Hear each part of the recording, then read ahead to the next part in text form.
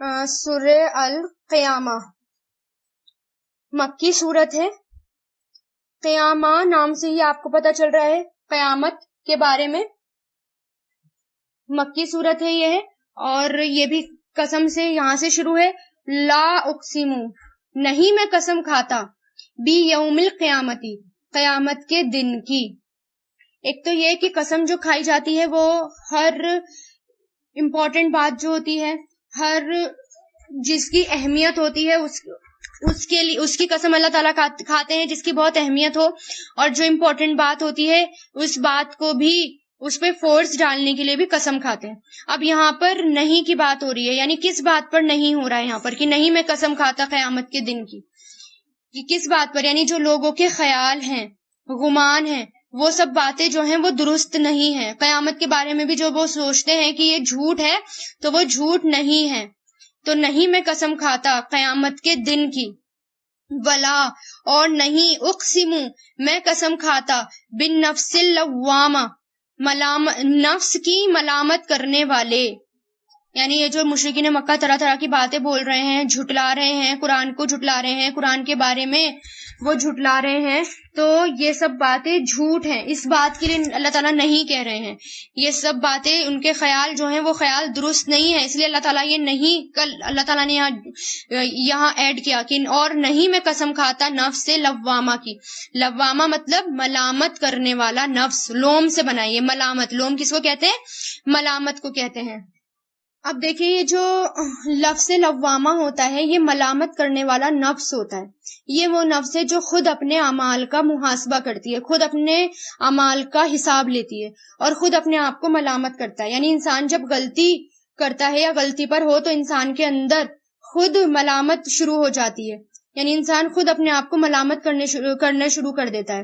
اور یہ نفس صرف غلطی پر ہی ملامت نہیں کرتا، بلکہ جب انسان پیچھے رہ جاتا ہے یا نیکیوں میں پیچھے رہ جاتا ہے، اچھی طرح نیکی نہیں کرتا، پوری طرح نیکی نہیں کرتا، تو اس وقت بھی لوگوں کا ضمیر ان کو ملامت کرتا ہے، انہیں احساس دلاتا ہے. تو نفس کی پہلی حالت کون سی ہوتی ہے؟ وہ انسان کو بھلائی کا حکم دیتی ہے، اور خود کو جو ہے جب انسان بڑی چیز سمجھتا ہے، دوسروں کی پرواہ نہیں کرتا، یہ تمام کام ان کے اندر، یہ تمام برائیاں جب ان کے اندر پائی جاتی ہیں تو یہ نفس جو ہے ان کو روکتا ہے کہ، اور پھر ان کو ملامت کرتا ہے، ان کو برائیوں پر بھی روکتا ہے، برائیوں سے بھی آگاہ کرتا ہے، اچھائیوں پر اگر اچھائی بھی پوری طریقے سے نہ کی جائے اس پر بھی یہ ملامت کرتا ہے.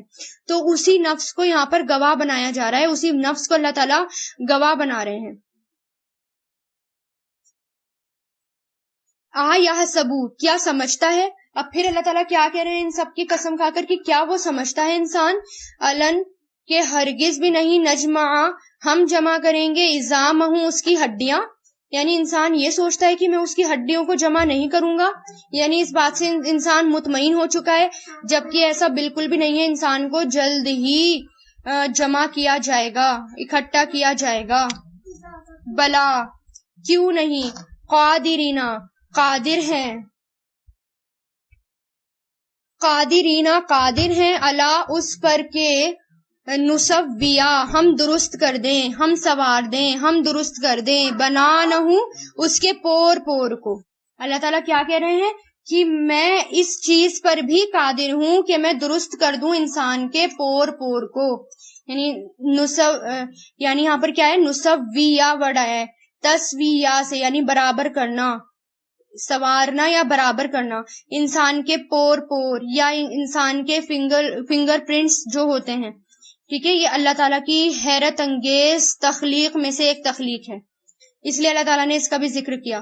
ریسرچ سے یہ پتہ چلتا ہے کہ فنگر پرنٹس ماں کے رحم میں، یعنی جب ماں پریگننٹ ہوتی ہے، جب لیڈی پریگننٹ ہوتی ہے تو 5 months بعد ہی وہ بننے شروع ہو جاتے ہیں، بن جاتے ہیں. جو پرنٹ اس وقت بنتا ہے وہ پوری زندگی بدلتا نہیں ہے، چینج نہیں ہوتا، اس کا ڈیزائن کبھی نہیں بدلتا، موت، حتیٰ کہ انسان کو موت آ جاتی ہے.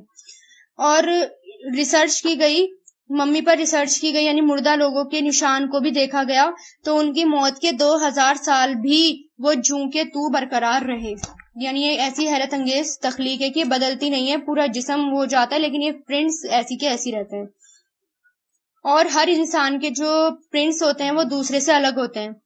دنیا میں کوئی دو انسان بھی ایسے نہیں پائے گئے کہ ان کے پرنٹس ایک جیسے ہو، چاہے جڑوا بچے ہی کیوں نہ ہو۔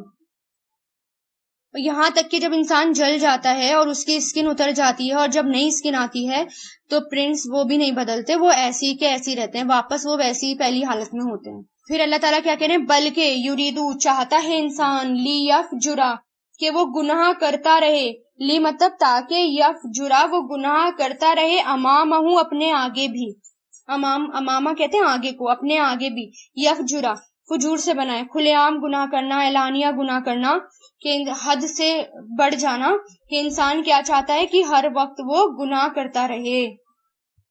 یسألو وہ پوچھتا ہے، ایانا کب ہے دن قیامت کا، یعنی آپ صلی اللہ علیہ وسلم جب قیامت کے بارے میں بتاتے تھے تو وہ آپ سے پوچھتے تھے کہ قیامت کب آئے گی، تو جب آپ صلی اللہ علیہ وسلم کہتے تھے کہ اس کا علم تو صرف اللہ تعالیٰ کے پاس ہے، تو وہ لوگ ان کو یہ بات بہت بری لگتی ہے، اور یہ کہا جائے، وہ یہ کہتے کہ پھر کیوں کہتے ہو بار بار کہ قیامت آئے گی قیامت آئے گی، جب آپ کو ہی نہیں پتا کہ کب آئے گی۔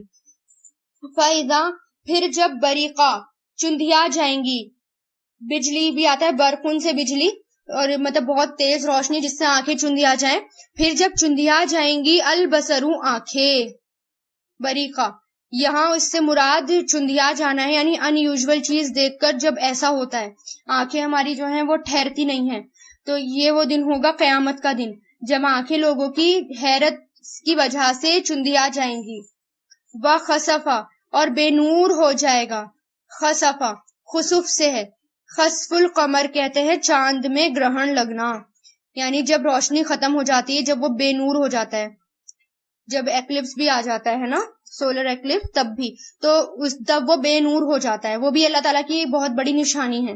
تو وہ خسفہ اور جب بے نور ہو جائے گا چاند، یعنی دنیا میں بھی اللہ تعالیٰ یہ مثال دکھاتے ہیں کہ دیکھو چاند کس طرح بے نور ہو جاتا ہے، سورج کس طرح بے نور ہو جاتا ہے، اور دونوں کس طرح بے نور ہو جاتے ہیں۔ تو جب دنیا میں ہو جاتے ہیں، دنیا میں آپ کو دکھایا جاتا ہے، ہر سال یہ دکھایا جاتا ہے، تو آخرت میں جب قیامت آئے گی تو وہ پوری طریقے سے بے نور ہو جائیں گے۔ اس کو دیکھ کر آخرت کیوں یاد کریں، اس کو دیکھ کر یہ کہ یہ قیامت کی نشانیوں میں سے ایک نشانی ہے، ڈریں۔ وجمیا اور جمع کر دیے جائیں گے، مجہول ہے یہ، شمسو سورج اور چاند، یعنی قیامت کے دن وہ سب بے نور ہو جائیں گے اور اللہ تعالیٰ سب کو جمع کر دیں گے۔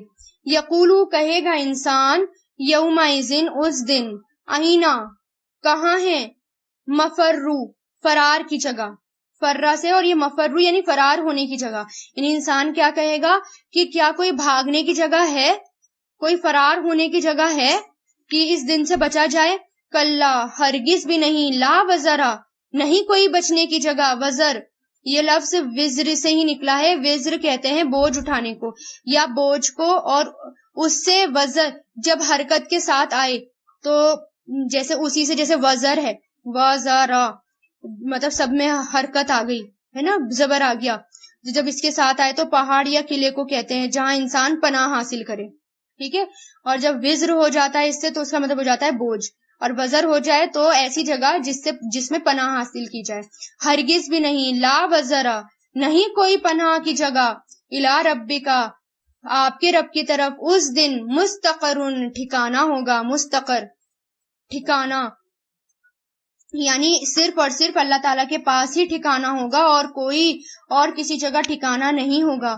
ینبؤ خبر دیا جائے گا، مجہول ہے، خبر دیا جائے گا انسان، یومئذ اس دن، بما اس کی جو قدما اس نے آگے بھیجا، واخرا اور اس نے پیچھے چھوڑا، یعنی قیامت کے دن انسان نے کیا آگے بھیجا اور کیا پیچھے چھوڑا، اس ایک ایک چیز کا حساب دیا جائے گا۔ بلکہ انسان علی نفسی اپنے نفس پر بصیرتن خوب نظر رکھنے والا ہے، یعنی اس وقت انسان ادھر ادھر نہیں دیکھے گا، اپنے آپ پر ہی اور اپنے نفس پر ہی وہ نظریں رکھے گا۔ حدیث میں آتا ہے آپ صلی اللہ علیہ وسلم نے فرمایا کہ جس شخص نے اسلام میں کوئی بھی نیک بات جاری کی اس کے لیے اس کے عمل کا بھی ثواب ہے، اور جو لوگ اس کے بعد اس بات پر عمل کریں اس کا بھی ثواب ہے، بغیر اس کے ان لوگوں کے ثواب میں کمی ہوئے، اور جس نے اسلام میں بری بات جاری کی تو اس پر اس کے برے عمل کا بھی بوجھ ہے، اور ان سب کے گناہوں کا بھی بوجھ جو اس کو دیکھ کر کیے گئے، یا جو اس نے گناہ جاری کیے ان کو فالو کرتے ہوئے کیے گئے بغیر دوسرے کے گناہ کو کم کیے۔ تو یہاں پر کیا ہے کہ عمل کی بات ہو رہی ہے کہ ہر انسان کا نام اعمال دو طریقے سے تیار ہو رہا ہے. ایک تو وہ جو انسان آج کے دن کر رہا ہے، اور یعنی آج ہر روز جو میں عمل کر رہی ہوں وہ، اور ایک ان عمل پر بن رہا ہے جو انسان اپنے بعد میں اپنے آثار کی شکل میں چھوڑ جاتا ہے. تو دو طریقے سے نام اعمال جو ہے وہ تیار ہو رہے ہیں، اور دونوں انسان کے سامنے رکھ دیے جائیں گے، اور انسان ان پر خوب اپنے آپ ہی ان کا حساب لے لے گا اور خوب اس کو دیکھے گا. آپ صلی اللہ علیہ وسلم نے فرمایا انسان جب فوت ہو جاتا ہے تو اس کے نام اعمال بعد میں بند ہو جاتا ہے، عمل جو ہے وہ موقوف ہو جاتا ہے، سوائے تین چیزوں کے. ان کا ثواب اس کے بعد بھی اس کو ملتا رہتا ہے. ایک تو صدقہ جاریہ، دوسرا وہ علم جو وہ سکھا جائے، تیسرا نیک اولاد جو والدین کے لیے دعائیں کرے. یا علم میں سب آ جاتے ہیں، کوئی اسکول بنوا دینا، مدرسہ بنوا دینا، ایجوکیشن کے کام میں کسی کو لگوا دینا، یا کسی کی ہیلپ کر دینا، یا کسی کو پڑھا دینا، یہ سب علم میں آ جاتا ہے. اور پھر یہ بھی آتا ہے حدیث میں کہ کسی شخص کے لیے رشک کرنا جائز نہیں، یعنی کسی دوسرے پر رشک کرنا جائز نہیں. وہ یہ کہے کہ ہائے میں بھی ایسا ہوتا، سوائے دو لوگوں کے. ایک وہ جس کے پاس مال ہے اور وہ اس کو دن رات آگے پیچھے دائیں بائیں خرچ کرتا ہے، اور دوسرا وہ جس کے پاس علم ہے اور وہ اس علم کو آگے پیچھے دائیں بائیں ہر وقت سکھانے میں مصروف رہتا ہے. اس طرح پھر آگے کیا کہنے اللہ تعالیٰ، وَلَوْ اور اگر القا وہ ڈال دے معذرہ اپنی معذرتیں، یعنی اس کو اللہ تعالیٰ چھوڑیں گے نہیں، اپنا حساب لینے کے لیے انسان خود ہی کافی ہے، چاہے وہ کتنی بھی معذرتیں بہانے بنا دے. عین زارا اس کا روٹ ہے عذر